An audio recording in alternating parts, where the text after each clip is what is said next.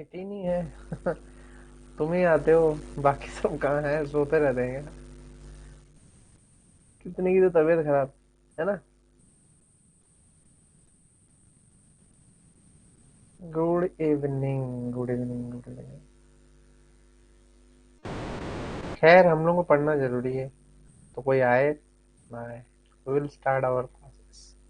ठीक है, चलो शुरू करते हैं। Okay.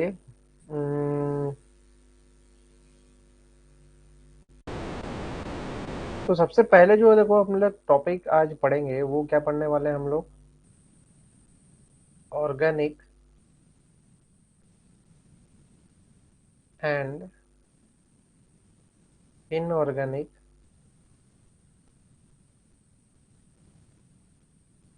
Components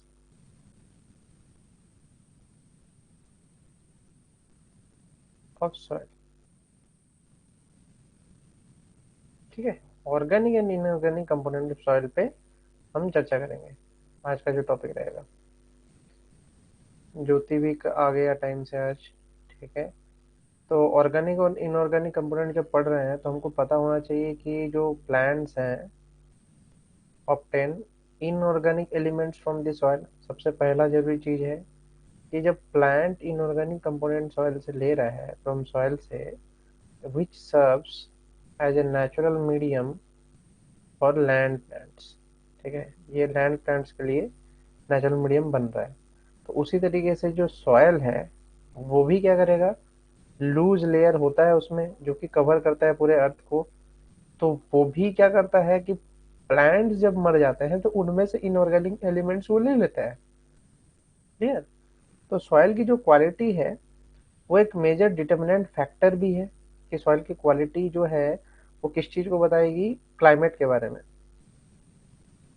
plant distribution, growth. ठीक है, सब depend on the chemical composition of soil. इन सब चीजों पर डिपेंड करता है। तो हमको पता होना चाहिए कि जो सॉइल है उसमें क्या क्या है।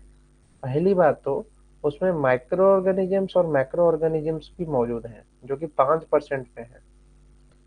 5% पे ये दोनों मौजूद है। फिर आता है तुम्हारा इनऑर्गेनिक मिनरल वाटर मैटर। ठीक है, इनऑर्गेनिक मिनरल मैटर जो कि 45% है। ओके, 45% इनऑर्गेनिक मिनरल मैटर है। फिर आता है तुम्हारा वाटर जो कि 25% है, एंड 50% तुम्हारा एयर भी 25% है। तो दोनों मिला के तुम्हारे 50% ऑक्युपाई कर रहे हैं। So this is your typical composition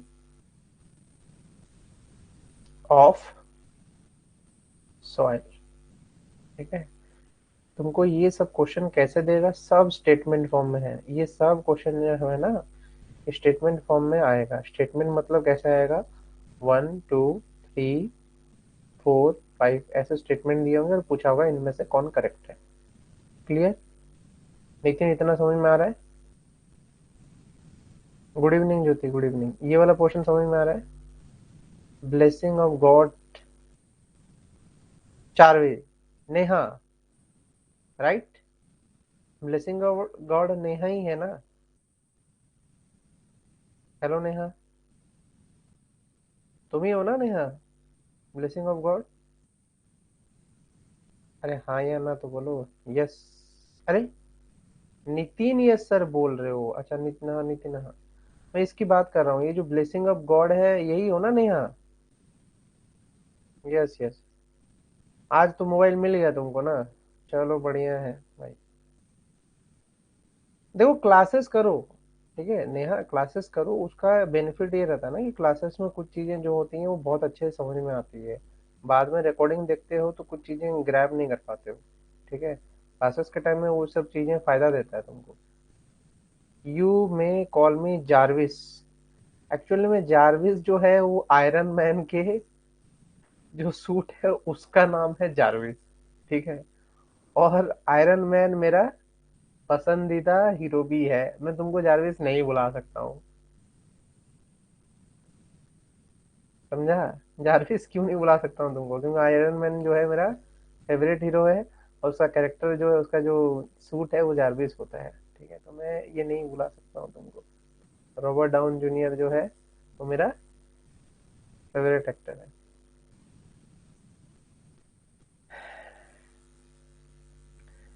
attend करनी बाकी है, ओके नेहा, ओके।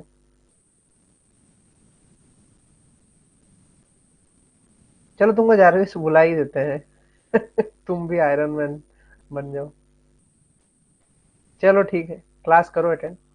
बात करते हैं, फिर आता है सॉइल का। हम बात करते हैं सॉइल में, हम जैसे कि पढ़े हैं कि दो चाहिए कंपोनेंट। एक तो हमको पता होना चाहिए कि इनऑर्गेनिक कंपोनेंट क्या है उसमें। इनऑर्गेनिक मैटर कौन कौन सा है ये हमको पता होना चाहिए। क्लियर। तो इनऑर्गेनिक मैटर की अगर मैं बात करूं तो इनऑर्गेनिक मिनरल मैटर जो है वो about 40 to 45% of the soil volume occupy करता है। ठीक है। जबकि ऑर्गेनिक मैटर की मैं बात करूं तो वो 5% कर रहा है। तो ये सब जो पार्टिकल के जो वैल्यूज हैं, दीज आर वेरी इंपॉर्टेंट, वो पता होना चाहिए। परसेंटेज, वाटर जो है 25% एंड एयर भी 25%, जो कि हम देखे पहले भी। ठीक है। तो ये जो पॉइंटर्स हैं, दीज आर वेरी इंपॉर्टेंट। इसके अलावा the amount of each four major component of the soil depends on the quantity of vegetation. ये सही बात है। अगर वेजिटेशन की क्वांटिटी किस हिसाब से रहेगी उसी पे डिपेंड करता है वो। ठीक है। वेजिटेशन की क्वांटिटी किस हिसाब से रहेगी उसी चीज पे वो डिपेंड कर रहा है। ठीक है, 1 मिनट टाइम दो, 1 मिनट टाइम दो, 1 मिनट, 1 मिनट।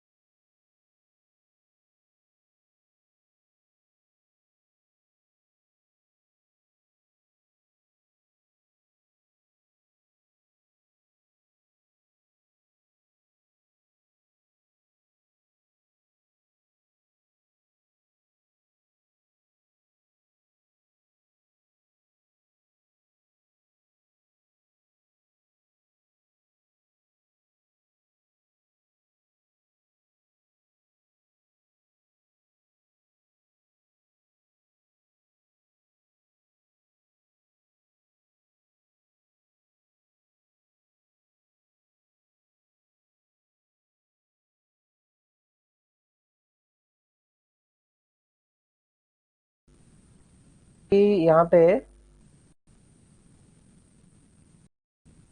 थोड़ा इंटरनेट का इशू था। तो हम पढ़ रहे थे कि देखो, वो बोला कि पहला पॉइंटर है क्वांटिटी ऑफ वेजिटेशन, दूसरा है सॉइल कंपैक्शन एंड तीसरा है वाटर प्रेजेंट। ठीक है। Quantity of vegetation, soil compaction and water present जो है सॉइल में, वो एक इम्पोर्टेंट फैक्टर है। इसमें अगर हम बोलते हैं good and healthy soil has sufficient air, water and minerals as well as organic material to promote and sustain plant life. ठीक है। तो एक हेल्दी सॉइल का क्वालिटी ये होता है। ये सब तुमको स्टेटमेंट फॉर्म के क्वेश्चन में ही आएगा, इसके अलावा कहीं नहीं डालेगा। सब स्टेटमेंट फॉर्म के क्वेश्चन में ही डालेगा। क्लियर। तो स्टेटमेंट फॉर्म में ही ये सारे क्वेश्चन आएंगे, जो भी क्वेश्चन इसमें से आएंगे। क्लियर है। ठीक है, अब आगे चलते हैं। तो जो ऑर्गेनिक मैटर मौजूद है सॉइल में उसको हम क्या बोलते हैं, ह्यूमस बोलते हैं। And is made up of micro organisms, dead and alive and dead and animal plants in varying stage of decay। But जब ये चीज पढ़ रहे हो ना, तो इसके साथ एक इम्पोर्टेंट चीज कंपोनेंट आता है जिसको हमको पढ़ना जरूरी है। अगर हम बोलते हैं ये जो ह्यूमस है इसको हम पढ़ रहे हैं, तो ये ह्यूमस के साथ ना एक वर्ड आता है जिसको हम बोलते हैं ह्यूमिक एसिड, एंड एक होता है तुम्हारा फ्लूबिक एसिड। ठीक है, ये दो जो पॉइंटर है these are very important pointer. ठीक है, जो कि तुम्हारा इम्प्रूव द सॉइल स्ट्रक्चर, ये सॉइल स्ट्रक्चर्स को इम्प्रूव करता है। लेकिन इसका जो बोलना है कि ये कैसे काम कर रहा है, कैसे क्या प्रोवाइड कर रहा है प्लांट्स को, ये जो क्वेश्चन है जो आता है एग्जाम में वो कैसे आता है वो भी दिखाऊंगा। ठीक है, अभी दिखाऊंगा। देखो पहली बात तो ये सॉइल स्ट्रक्चर और प्लांट को इम्प्रूव कर रहा है, वाटर और मिनरल प्रोवाइड कर रहा है। ठीक है, इसमें बात करते हैं इनऑर्गेनिक मटेरियल जो सॉइल में है वो उसमें रॉक है जो कि स्लोली ब्रेक डाउन होता है और वेरिंग साइज में फॉर्मेशन करता है। फिर आता है तुम्हारा सॉइल पार्टिकल, बट उससे पहले जैसे कि मैंने बोला कि we will consider one pointer. वो पॉइंटर क्या है, लास्ट ईयर का क्वेश्चन आया था, मैं वो क्वेश्चन तुम्हारे लिए थोड़ा दिखाता हूँ ताकि तुम्हारे लिए हेल्पफुल हो। ये जो ह्यूमस कंटेंट से क्वेश्चन आया था।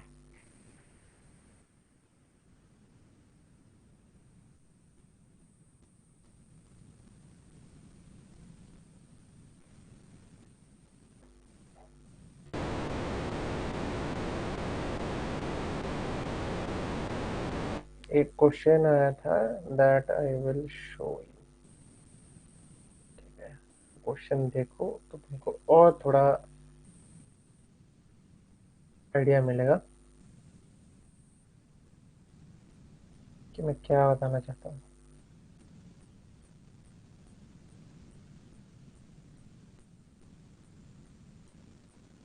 हम्म।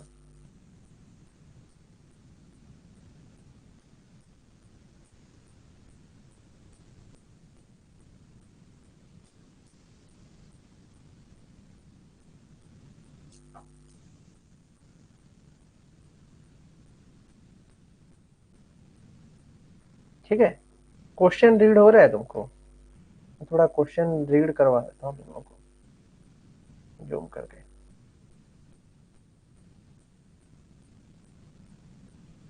ये है तुम्हारा क्वेश्चन।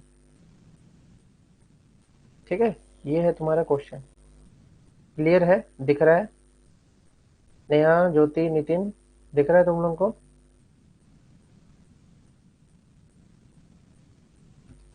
ये क्यों लगाया मैंने, ईयरफोन लगा दिए। दिख रहा है कि नहीं नितिन, ज्योति एंड नेहा? दिख रहा है ना? तो इसमें क्या पूछा है कि सॉयल का ह्यूमिक एसिड जो है वो किस तरीके का होता है। ठीक है, जो ह्यूमस होता है ना उसमें दो तरीके की चीजें दिखती हैं, एक तो होता है ह्यूमिक एसिड, एक होता है फ्लूविक एसिड। ठीक है, क्वेश्चन में जो पूछा है उसमें हमको आंसर देना है कि कौन सा ह्यूमिक एसिड कैसे बिहेव करता है, कौन सा फ्लूविक एसिड कैसे बिहेव करता है, इस पे वो क्वेश्चन डालता है। तो ये जो क्वेश्चन आता है विल डिस्कस ऑन दैट। हम अगर डिस्कस करने चले तो तुम एक चीज ऑब्जर्व करो यहाँ पे, वो क्या बोल रहा है। पहला बात वो बोलता है क्वेश्चन में कि सॉयल ह्यूमिक एसिड आर। ठीक है, अब इस क्वेश्चन को सॉल्व करने के लिए हमको क्या करना होगा, थोड़ा इधर जाना होगा इस टेबल की तरफ। ठीक है, तुमको ये टेबल थोड़ा जूम करके दिख नहीं रहा होगा? ओके, नहीं ठीक है, मैं इसको थोड़ा और खिसका देता हूँ। एक मिनट दो।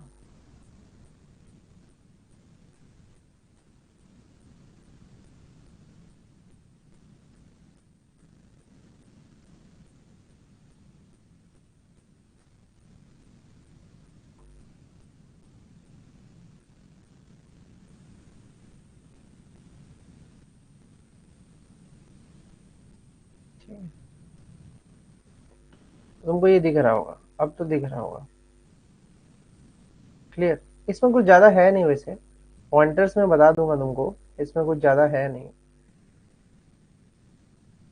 ठीक है, मैं ले जाता हूँ उसको, रुको उस टेबल को और अच्छे से ले जाता हूँ ताकि तुमको और अच्छे से दिखे।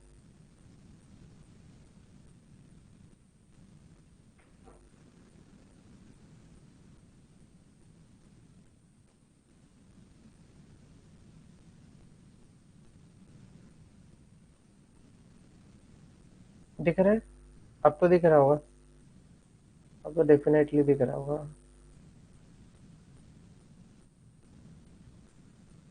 अब तो दिख ही रहा होगा, है ना? क्लियर दिख रहा होगा अब तो।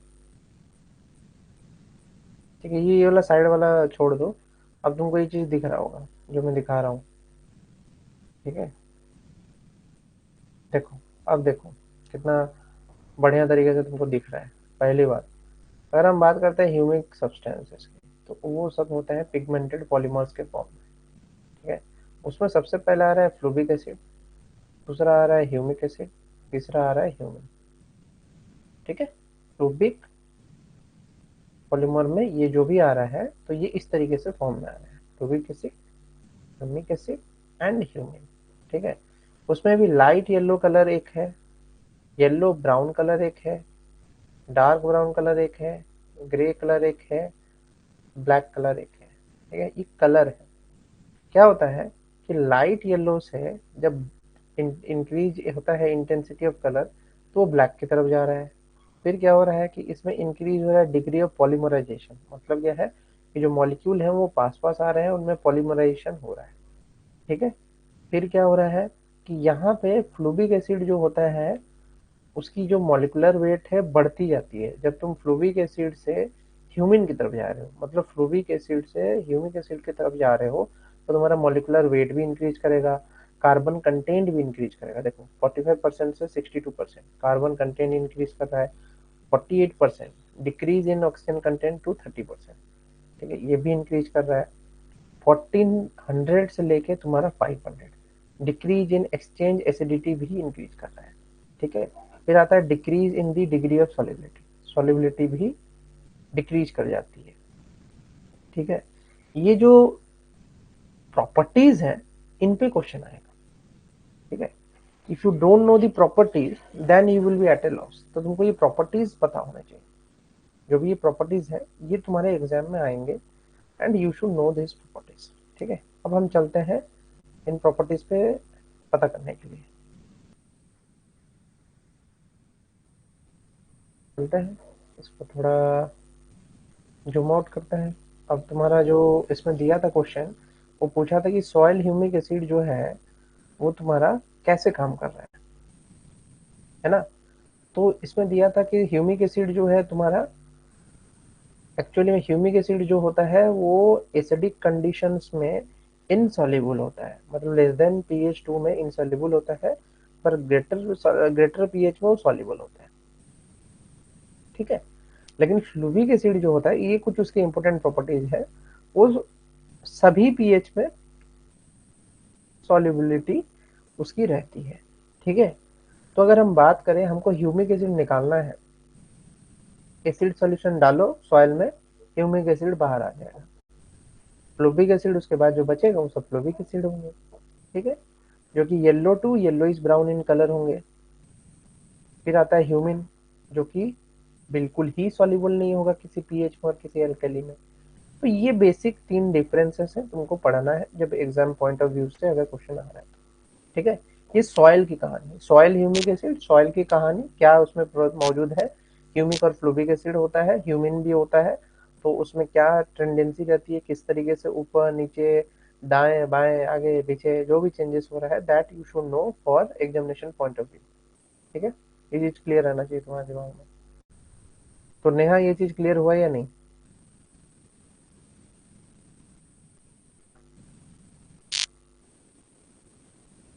नितिन, क्लियर हुआ?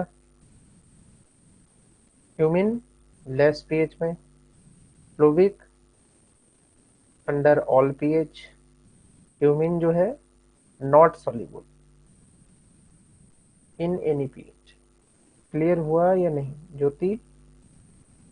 हाँ या ना तो बोलो। ओके, चलो आगे चलते हैं।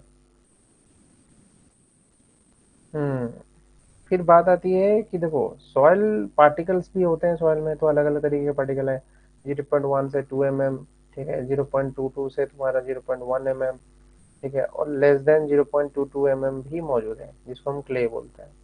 ये सब जान रहे हैं, ये सब सिल्ट का है, ये सब क्ले का है।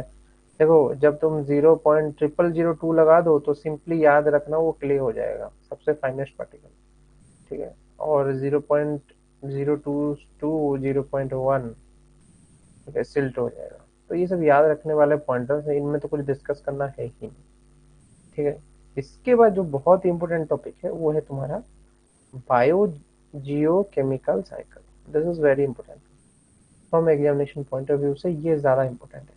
अगर हम बायो जियो केमिकल साइकिल्स की बात करें तो इनमें क्या होता है कि अलग अलग पाथवेज होते हैं। ठीक है। जैसे कि तुम बायोलॉजी में पढ़े हो कि अलग अलग तरीके की पाथवेज से तुम्हारा डीएनए, आरएनए, ब्लड, ठीक है, तुम्हारा एनर्जी का ब्रेकडाउन, ठीक है, Calvin cycle, C4 C2 cycle जैसे पढ़े हो, कि उसी तरीके से बायो जियोकेमिकल साइकिल्स भी हैं जिनमें अलग अलग तरीके के पाथवेज होते हैं।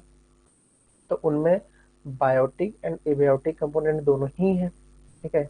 और एक कंटिन्यूस सिस्टम को एग्जिस्ट करने के लिए उसमें प्रॉब्लम क्या है, उसमें साइक्लिंग ऑफ न्यूट्रिएंट्स होते रहना चाहिए, तभी वो होगा, अदरवाइज इकोसिस्टम डिस्ट्रक्शन के स्टेज पे चला जाएगा। ठीक है। तो every biogeochemical cycle poses possesses two component, जिसमें कि नेमली एक रिजर्वायर होता है and one is exchange pool, एक एक्सचेंज पूल है और एक है रिजर्वायर। ठीक है। जो ये एक्सचेंज पूल है ये स्मॉल है, small but active exchange occurs between biotic and abiotic component. Active exchange होता है इनमें। क्लियर?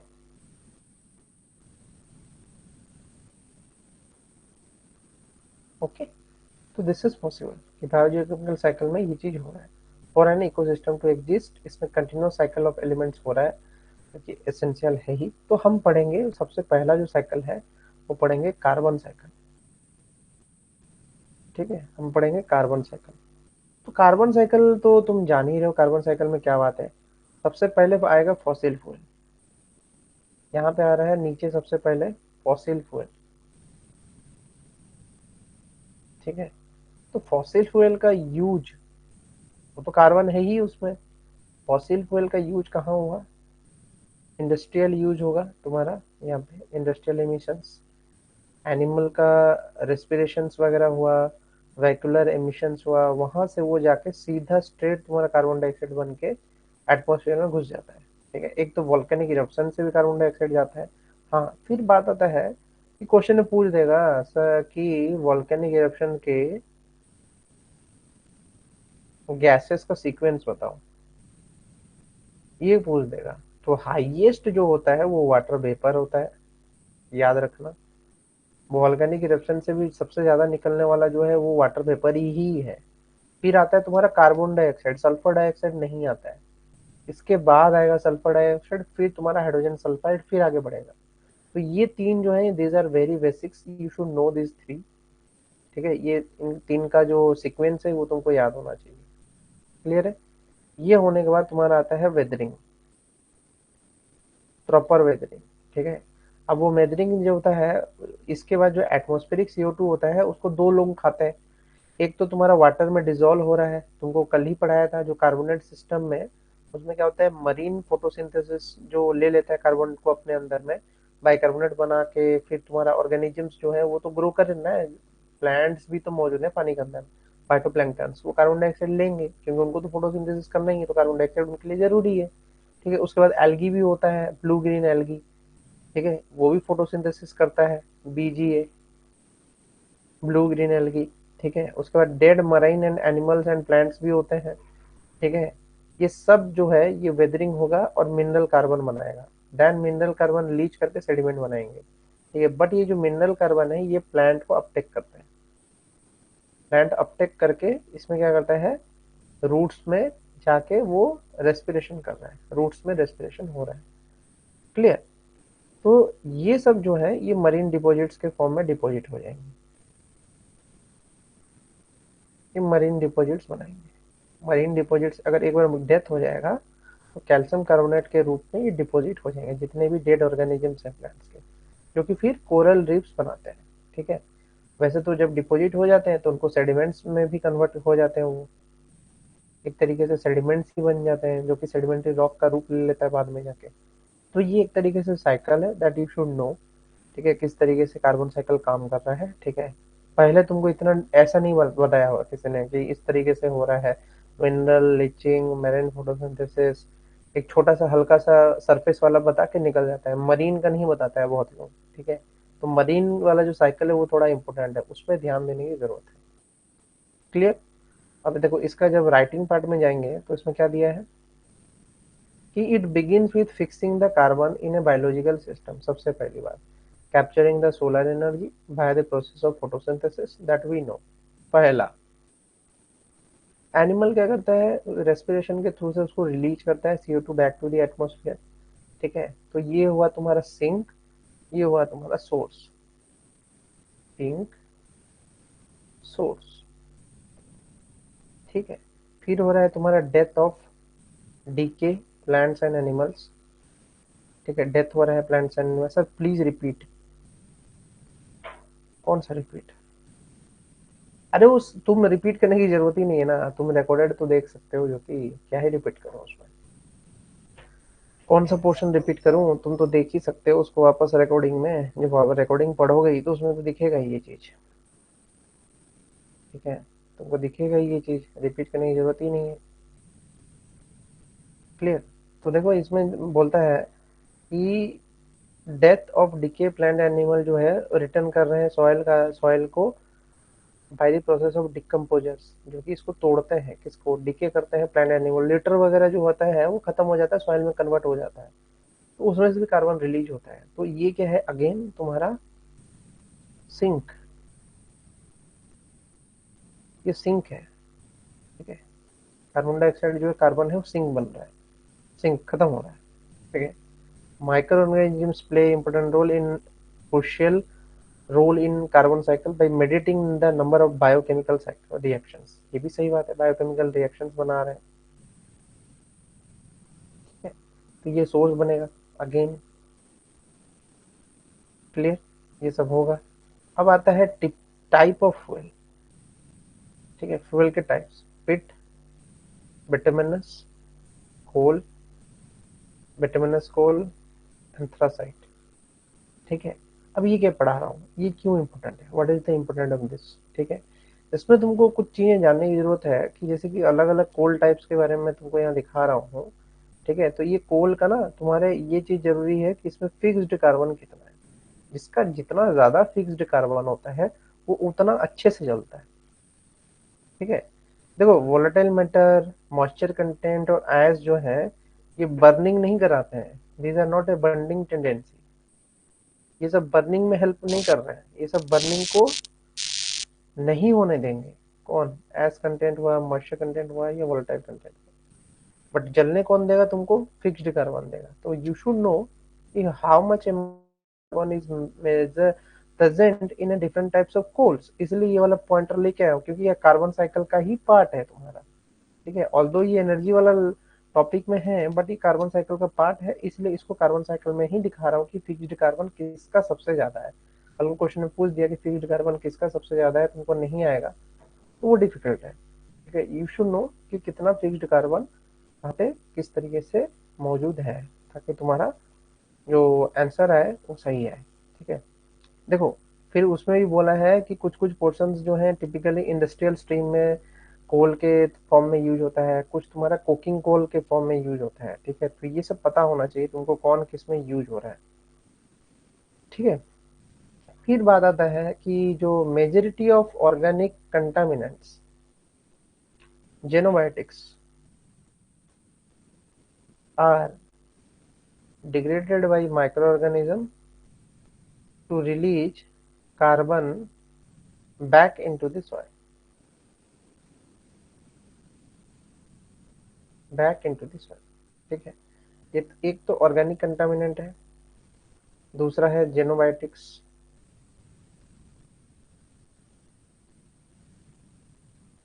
जेनोबायोटिक्स जो कि डिग्रेड करता है, मतलब क्या है कि डिफरेंट काइंड ऑफ तुम्हारा जो जेनोबायोटिक्स का मीनिंग समझते हो ना, जेनोबायोटिक्स मतलब तुम्हारा मेडिसिनल आ जाता है। ठीक है, मेडिसिन वगैरह जो यूज करते हो, ठीक है, वो भी तो डिग्रेड होता है। ठीक है, वो भी डिग्रेड होगा, तो माइक्रो ऑर्गेनिज्म उसको भी डिग्रेड करेंगे, तो उसमें से कार्बन क्या होगा, release back to the soil, तो ये भी सोर्स बनेगा। ठीक है, वैसे तो कार्बन सर्कुलेट हो रहा है तुम्हारे पूरे ओशन में ही, जैसे कि हमने पढ़ा। Photosynthetic algae, blue green algae जो है वो फिक्स कर रहा है और बायोमास को प्रोड्यूस कर रहा है, दैट यू नो। ठीक है। कार्बन डाइऑक्साइड गैस जो है वो एटमॉस्फेयर में अगेन डिजोल्व आउट होता है to form a weak carbonic acid. मतलब जब ये H2CO3 बना रहा होता है ना, तो ये H2CO3 डिसोसिएट होके SCO3 में कन्वर्ट हो जाता है, देन अगेन ये टूट के CO2 के फॉर्म में होके रिलीज हो जाएगा। ठीक है। ये बैक टू एटमॉस्फेयर भी प्रोसेस चल रहा है, जिसको हम कार्बोनेट बफर सिस्टम भी बोलते हैं। कार्बोनेट बफर सिस्टम हमने पढ़ा था ना वो, कि मतलब इतना होने से ये होगा, इतना होने से ये होगा, मतलब पीएच पीएच कंडीशंस के हिसाब से। इतना पीएच होगा तो ये बनेगा, इतना पीएच होगा तो ये बनेगा। अगर आप पढ़ा था लास्ट क्लास में, जाकर देखना, वो तुमको और अच्छे समझ में आएगा वो चीज। ठीक है। लास्ट क्लास का वीडियोस देखना, तो उसमें तुमको पता चल जाएगा कि क्या मैं समझा रहा हूँ। क्लियर। फिर बात आ रहा है, the carbonic acid further dissociate into hydrogen ions. ठीक है, हाइड्रोजन आयंस में डिसोसिएट होता है, एंड बाइकार्बोनेट आयंस, ये तो पता ही है तुमको। Hydrogen ions react with the minerals and alter the resulting in clay and other ions such as Na plus K plus। अब ये जो कहानी दिया है Na के ये Ca, ये जो सेंटेंस बताया, इसमें क्या समझाया समझ रहे हो? बताता हूँ क्या समझाया। इसमें एक वर्ड है जिसको हम बोलते हैं कैटायनिक एक्सचेंज कैपेसिटी। ठीक है, ये एक वर्ड है जो लास्ट वाले सेंटेंस से जुड़ा हुआ है। कि बोल क्या रहा है वो मीनिंग अभी मैं तुमको समझाऊंगा। ठीक है, बताते हैं। सबसे पहला चीज,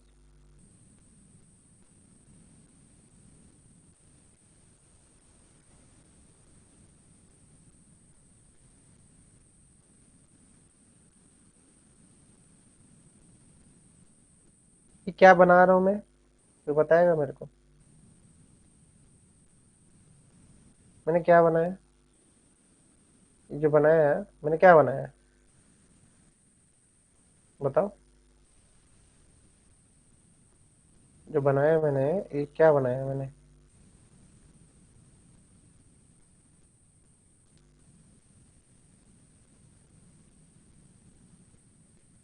बताओ भाई। ज्योति, क्या बनाया मैंने? नितिन, नेहा, बताओ क्या बनाया मैंने?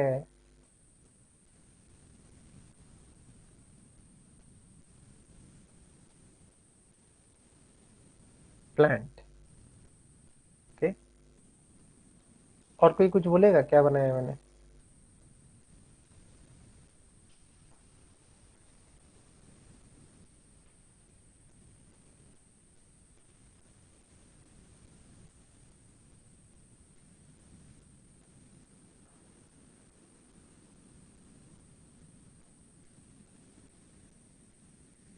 Ion exchange between plant and environment. ठीक है, वो क्या है? वो क्या समझाना चाहते हो?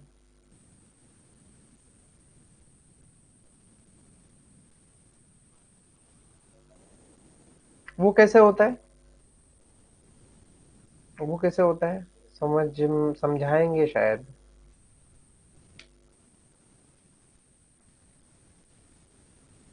पता है या नहीं है? जो चीज पूछ रहे हो, दैट यू नो और not, that is a question. बता देते हैं। देखो, तुमको पता है कि मिनरल सब जगह मौजूद है, ठीक है।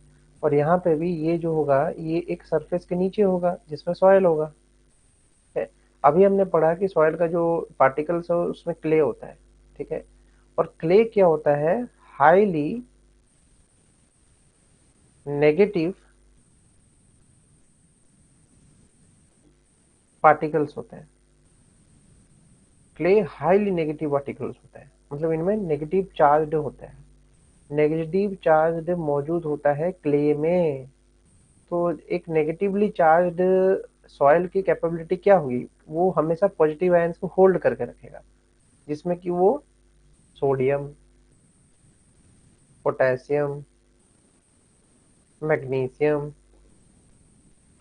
एल्यूमिनियम, ठीक है, इस सब को वो होल्ड करके रख रहा है क्योंकि ये पॉजिटिव चार्जेस है। अब एक प्लांट को तो चाहिए, एक प्लांट को चाहिए ही चाहिए, ठीक है। अब प्लांट के पास क्या है, प्लांट के पास मोस्टली H+ आयन होता है। क्यों? क्योंकि वो वाटर को अपने अंडर सेचुरेट करके रखा होता है, H+ आयन होता है।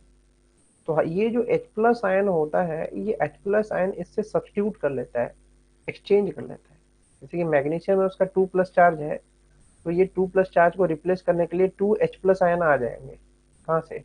इसके रूट से 2H+ आयन आके कैटायन की एक्सचेंज कैपेसिटी प्रॉपर्टी को शो करेंगे, मतलब कैटायनिक एक्सचेंज होगा इसमें। क्लियर?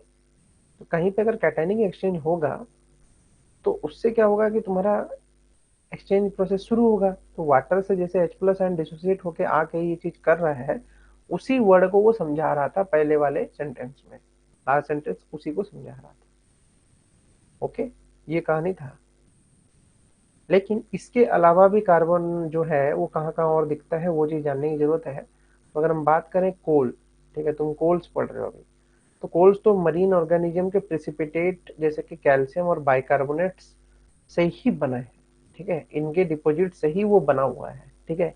तो यहाँ पे तुमको ना एक साइकिल दिखाऊंगा, जो साइकिल तुम देख सकते हो यहाँ पे, इसमें कुछ दिखा रहा है, तुम इसको थोड़ा ध्यान से देखो। जो साइकिल दैट यू ऑब्जर्व, ठीक है। पहली बात ये क्या दिखा रहा है, एक अर्थ का क्रस्ट दिखा रहा है, ठीक है, कुछ सेडिमेंट्स के लेयर दिखा रहे हैं और एक ओशन का लिथोस्फीयर दिखा रहा है। ओशन का लिथोस्फीयर समझते हो? ओशन का लिथोस्फीयर की जब मैं बात कर रहा हूं तो ओशन का लिथोस्फीयर क्या होगा? पानी होगा, ठीक है। पानी के नीचे का जो क्रस्ट है ना, दैट इज ओशन का लिथोस्फीयर।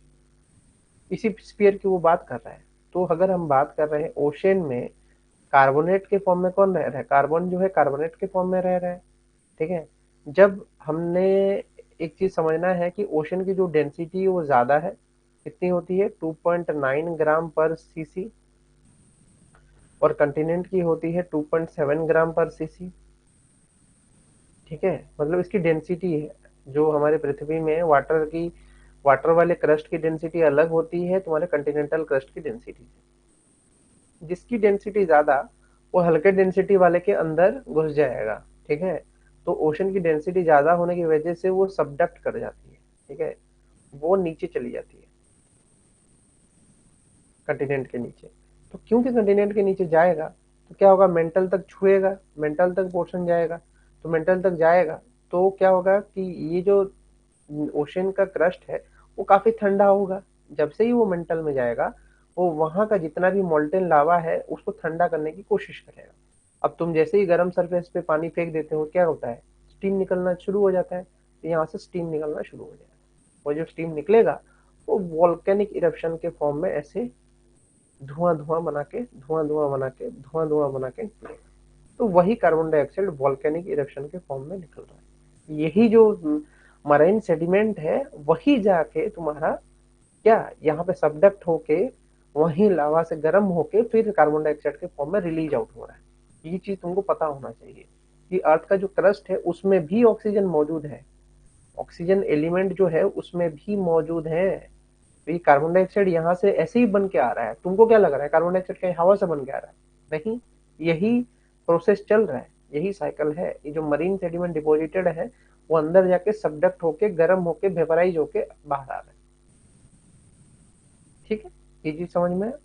कभी कभी क्या होता है कि ये जो प्रोसेस तुम देख रहे हो जिसमें कि तुमको डीकार्बोनेशन प्रोसेस दिख रहा होगा, डीकार्बोनेशन में क्या हो रहा है कि एक तुम्हारा कैल्शियम कार्बोनेट मौजूद है, एक सिलिकेट मौजूद है। ये जो सिलिकेट है SiO2, ये क्वार्ट्ज का फॉर्मूला होता है, ठीक है। वो एक मिनरल बनाता है, ठीक है, वो रिएक्ट करके एक मिनरल बनाता है, एक फ्री कार्बन को रिलीज करता है जो कि ग्राफाइट है, और एक फ्री ऑक्सीजन रेडिकल को रिलीज करता है, ठीक है। इसको डीकार्बोनेशन प्लस रिडक्शन प्रोसेस बोलते हैं, ठीक है। इसमें जो ये बन रहा है CaSi3O3, इसको हम बोलते हैं उलास्टोनाइट, ये उस मिनरल का नाम है, ठीक है। तो ये भी एक साइकिल है कार्बोनेट का जो कि तुमको दिख रहा है, मरीन कैसे जाके वोल्केनिक इरप्शन के फॉर्म में उठ के बाहर आ रहा है। That you should know for examination point of view. ये भी एक इंपॉर्टेंट टॉपिक है, इसको कवर आउट होना चाहिए तुम्हारा, ठीक है। अब बात करते हैं तुम्हारा कार्बन डाइऑक्साइड का जो वैल्यू है वो कैसे कैसे इंक्रीज किया है, तो दैट इज वेरी इजी। एक होता है ग्लेशियल, एक होता है इंटरग्लेशियल पीरियड। ठीक है, इंटरग्लेशियल पीरियड मतलब वार्म पीरियड। अभी हम जिस पीरियड में रह रहे हैं उसमें गर्मी बढ़ रही है, तो हम इंटरग्लेशियल पीरियड में है जहाँ पे बर्फबारी नहीं हो रही। ठीक है, तो इसका एक रिपीट साइकिल चलता है 10,000 20,000 सालों बाद। ठीक है, वो इंटरग्लेशियल पीरियड आ जाती है। ग्लेशियल इंटरग्लेशियल, ग्लेशियल इंटरग्लेशियल, बहुत पहले पहले बहुत बहुत गर्मी होगा, बहुत गर्मी होगा, बहुत गर्मी होगा, बहुत गर्मी होगा। फिर क्या होगा, एवापोरेशन होगा, एवापोरेशन होगा, एवापोरेशन होगा, फिर कंडेंसेशन, कंडेंसेशन, कंडेंसेशन होगा, फिर बर्फ गिरेगा, बर्फ गिरेगा, बर्फ गिरेगा। ठीक है, तो ये ग्लेशियल और इंटरग्लेशियल पीरियड जो है वो हमेशा साइकिल में चलता है।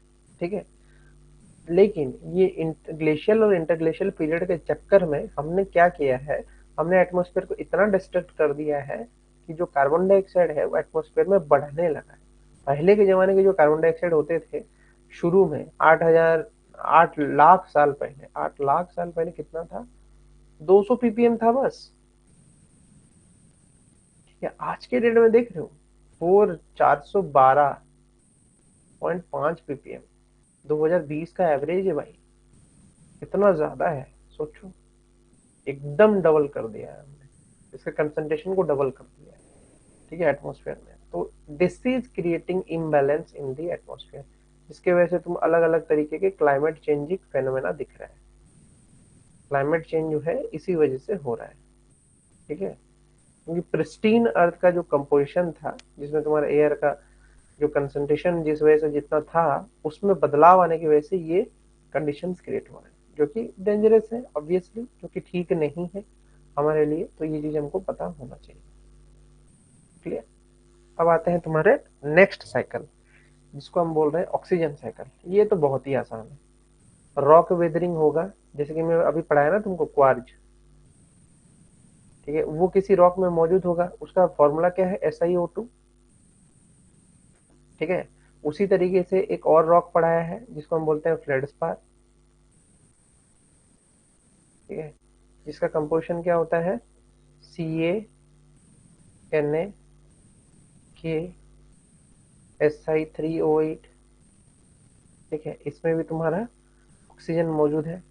ठीक है, तो कोई भी एलिमेंट, जो लिथोफिलिक एलिमेंट्स के बारे में पढ़ाया नहीं था बीच में, लिथोफाइल्स, मैंने लिथोफाइल्स लिथोफाइल्स वर्ड बहुत बार सुनाया है तुमको। पिछले क्लास में तुमको क्लासिफिकेशन ऑफ एलिमेंट्स में लिथोफाइल्स की बात की थी मैंने। तो जब मैं लिथोफाइल के बारे में तुमको पढ़ा रहा था तो उसमें मैंने एक चीज समझाया था कि जो लिथोफाइल होते हैं ये ऑक्सीजन लवर होते हैं, मतलब ये ऑक्साइड्स बनाते हैं। ठीक है, अब लिथोफाइल मतलब क्या होगा, क्रस्ट पे मौजूद है। तो कोई भी चीज क्रस्ट पे मौजूद है तो वो क्या बनेगा, ऑक्सीजन के साथ बाइंड होके, ऑक्सीजन को इंटेक करके, ऑक्सीजन के रिएक्शन करके उसमें से क्या बनाएगा, ऑक्सीजन वाला कंपाउंड बनाएगा। तो ये जब वेदर्ड होगा, जब वेदर्ड का मीनिंग क्या होगा, जब मिनरल टूट रहा है, तो टूट रहा है तो ऑक्सीजन रिलीज होगा ही होगा, तो कोई नई बात है ही नहीं। तो वही हो रही है, ऑक्सीजन रिलीज हो रही है। ये देखो, ऑक्सीजन यहाँ से रिलीज हो रहा है इस वजह से। ठीक है, एटमोस्फेयर ऑक्सीजन के फॉर्म में कन्वर्ट हो रहा है। देन अगेन फोटोसिंथेसिस होके ये रिलीज आउट होगा। अगेन यहाँ पे डीके होगा, प्लांट एनिमल से रिलीज होगा। फॉसिल फ्यूल कंबशन से टूट के बाहर निकलेगा, एनिमल भी रेस्पिरेशन करेंगे, निकलेगा बाहर। बायोमास का कंबशन होगा, उससे भी बाहर निकलेगा। ठीक है, तो ये ऑक्सीजन का एक रिएक्शन है। लेकिन अगर डिटेल में एनालिसिस करने चले तो डिटेल में क्या पढ़ेंगे हम, इसके बारे में थोड़ा पढ़ते हैं। ठीक है, तो ऑक्सीजन जो है वो इम्पोर्टेंट रोल प्ले कर ही रहा है किसमें, वो फॉसिल फ्यूल के कंबशन में। ये तो इम्पोर्टेंट पोर्शन है ही। मीथेन बना रहा है और कुछ कुछ गैसेस को रिलीज करने में मदद कर रहा है, जैसे कि CO2 हुआ, सॉक्स हुआ, नॉक्स हुआ। ठीक है, इनऑर्गेनिक सब्सटेंसेस की बात करें जिसमें कि मिनरल्स जो है ऑक्सीडाइज होते हैं, तो हमने पढ़ा लिथोफाइल जो है ऑक्सीडाइज हो रहा है, डिग्रेडेशन भी हो रहा है डेड ऑर्गेनिक मैटर से, तब भी ऑक्सीजन बाहर निकल रहा है। ये फॉर्मूला उससे बनाया है। ठीक है, तो जो ये डिग्रेडेशन हो रहा है एरोबिक बैक्टीरिया के प्रेजेंस में, उसका रिएक्शन क्या है, देखो हर, अगर कोई भी प्लांट मर रहा है, टूट रहा है, गिर रहा है, ठीक है, तो उसमें से क्या निकलेगा, सिंपली ग्लूकोज ही तो निकलेगा बाहर। पूरा बॉडी में ग्लूकोज ही तो भरा होगा। तो वो ग्लूकोज क्या है, 6 ऑक्सीजन के साथ रिएक्ट करके 6 कार्बन डाइऑक्साइड प्लस 6H2O बना देते हैं। तो this process is happening for degradation. ठीक है, उसी तरीके से मीथेन मौजूद है, वो भी ऑक्सीजन के साथ रिएक्ट करके कार्बन डाइऑक्साइड को रिलीज आउट करता है। ठीक है, और 2H2O बनाता है। This is happening, this is very important reactions. तो ये ऑक्सीजन के साइकिल्स के रोल है।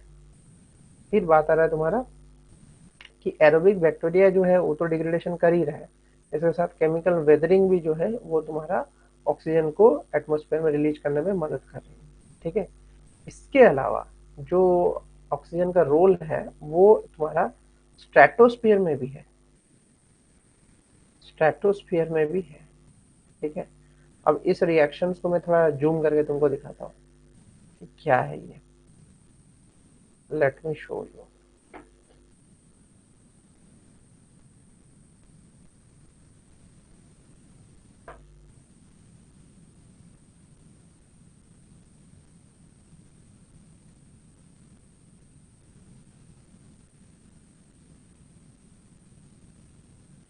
ठीक है, एक होता है नेचुरल प्रोडक्शन ओजोन का, एक होता है नेचुरल डिस्ट्रक्शन ऑफ ओजोन का। दोनों ही स्ट्रेटोस्फीयर में हो रहा है, सिर्फ एक चीज नहीं हो रहा है।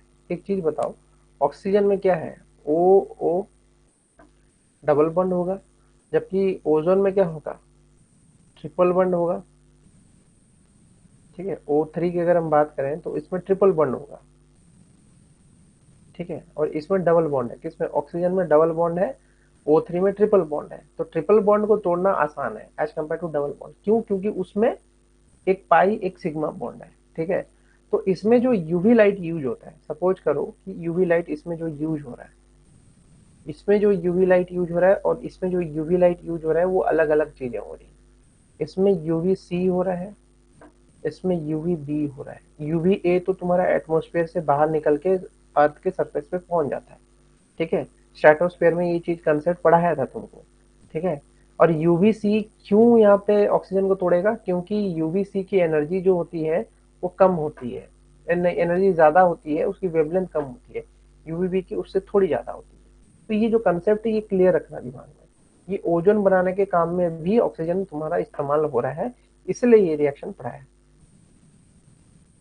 ठीक है, तो ओजोन का डिस्ट्रक्शन और फॉर्मेशन जो हो रहे हैं ये पॉसिबल है कि ये नेचुरल डिस्ट्रक्शन में वो ऑक्सीजन बना के ही रिटर्न करेगा। तो वो बोथ प्रोडक्शन एंड तुम्हारा डिस्ट्रक्शन जो है वो चल रहा है कहाँ पे, स्ट्रेटोस्फीयर में। तो ऑक्सीजन स्ट्रेटोस्फीयर में इस तरीके के रोल्स को प्ले कर रहा है। Clear? Then comes your nitrogen cycle. Nitrogen cycle कुछ खास है नहीं, ठीक है, ये सब बचपन में पढ़ते आ रहा हूँ, दोबारा पढ़ लो। देखो, नाइट्रोजन रिजर्वायर है, ठीक है, क्या होता है, डायरेक्टली जाता है प्लांट रूट में, इसको तो बताने की जरूरत ही नहीं है। प्लांट रूट में ये डायरेक्टली घुस रहा है तुम्हारा। ठीक है, फर्स्ट स्टेप में घुस रहा है प्लांट रूट में तुम्हारा। ठीक है, प्लांट रूट में घुस रहा है, घुसते घुसते घुसते गया, एमोनिफिकेशन होगा। ठीक है, एमोनिया बनाएगा, एमोनियम नाइट्रेट वाला रिएक्शन करेगा, बट पहले बनाएगा क्या, पहले एमोनियम आयन बनाएगा। तो एमोनियम आयन बना रहा है, मशरूम से भी डायरेक्टली आएगा, एक तो एटमोस्फेयर से डायरेक्टली आ रहा है, क्योंकि हम यहाँ पे लेग्यूमिनस प्लांट्स रखे हुए हैं जो कि नाइट्रोजन फिक्सेशन करते हैं। ठीक है, तो NH4+ में कन्वर्ट हुआ, फिर वो नाइट्रिफिकेशन एंड नाइट्रीफाइंग बैक्टीरिया के द्वारा नाइट्राइट में कन्वर्ट होगा, नाइट्राइट, पीई। ठीक है, पहले नाइट्रीफाइंग बैक्टीरिया के द्वारा नाइट्राइट में कन्वर्ट होगा, फिर नाइट्रीफाइंग बैक्टीरिया के द्वारा नाइट्रेट में कन्वर्ट होगा। क्योंकि जो मॉलिक्यूलर नाइट्रोजन है वो डायरेक्टली प्लांट या एनिमल्स एब्जॉर्ब नहीं कर पाएंगे, इसलिए उनको नाइट्रेट फॉर्म में ही देना होता है। ठीक है, और अगेन ये नाइट्रेट फॉर्म में तुम्हारा प्लांट्स लेता है, एसिमिलेशन करता है। बट ये डायरेक्टली भी तुम्हारा डीनाइट्रीफाइंग बैक्टीरिया के द्वारा एटमॉस्फेयर में लीज आउट हो सकता है। तो ये जो साइकिल है ये नाइट्रोजन साइकिल है, this is also very important. ठीक है, from examination point of view ये तुमको पता होना चाहिए कि कहाँ पे नाइट्रीफाइंग, कहाँ पे नाइट्रिफिकेशन, क्या प्रोसेस है। पहला प्रोसेस एमोनिफिकेशन है, फिर नाइट्रिफिकेशन है, फिर डीनाइट्रिफिकेशन है, और बीच में एसिमिलेशन आ रहा है। ठीक है, तो ये जो 3-4 स्टेप है ये भी तुमको फ्लो में दे देगा, सीक्वेंस में दे देगा। तो अगर तुमको सीक्वेंस ही नहीं पता होगा तो तुम कैसे आंसर बताओगे, that will be difficult for you, कि सीक्वेंस ही नहीं पता है और आंसर बनाने चल रहा है।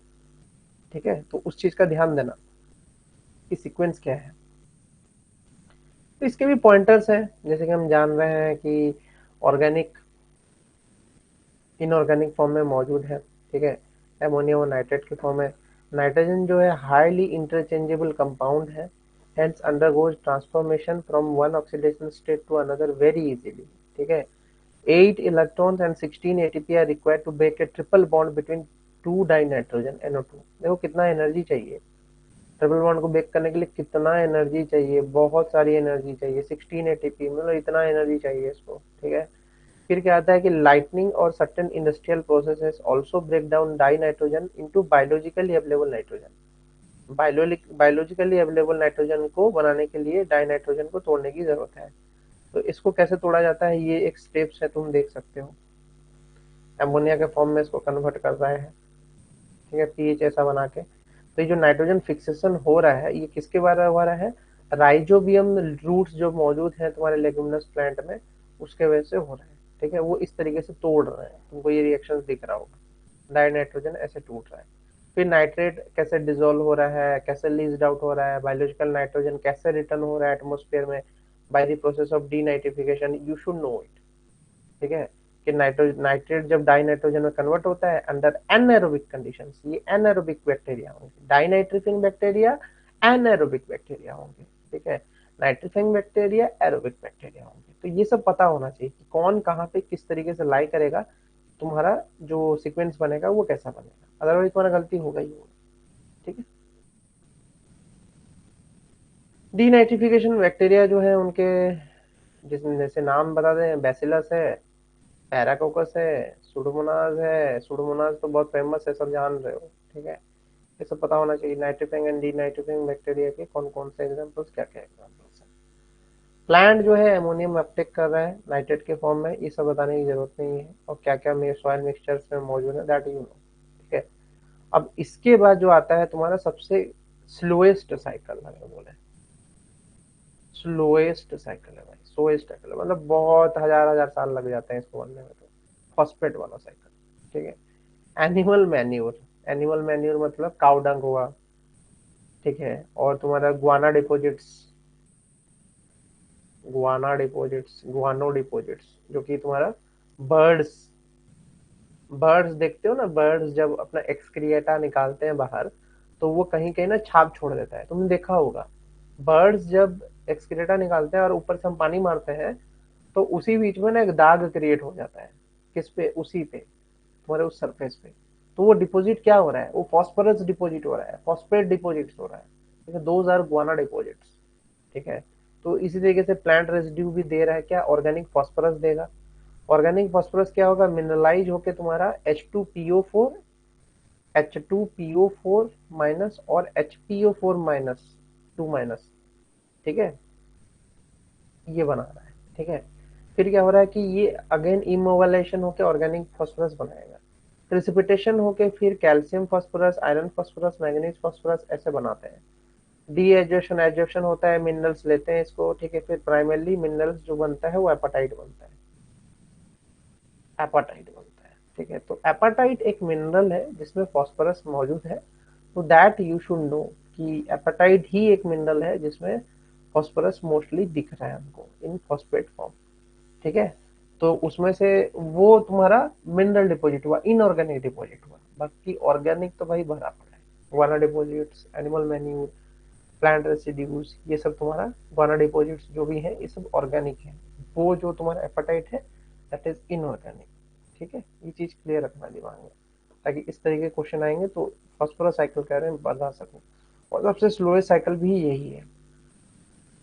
क्लियर। तो आज के क्लास में कुछ समझ में आया या बहुत ऊपर ऊपर से उड़ रहा है चीजें। ठीक है, क्योंकि बहुत अब कोई आता है 20 दिन बाद अचानक से, जैसे कि नेहा आ रही है 8-10 क्लास मिस करके, कुछ नहीं घुसेगा दिमाग में, फ्लो टूट जाएगा तुम्हारा पढ़ाते पढ़ाते। ठीक है, वीडियोस देख के कितना समझोगे। वैसे देखा करो, रेगुलरली देख रहे हो तो फाइन है, क्योंकि उसका फायदा मिलेगा ही मिलेगा तुमको। ठीक है, क्योंकि आगे आने वाले जो भी लेसन पढ़ाऊंगा तो उसमें फायदा होगा। तो कोई डाउट है तो पूछो, नहीं तो फिर आज का क्लास को समाप्त किया जाएगा और आगे बढ़ेंगे।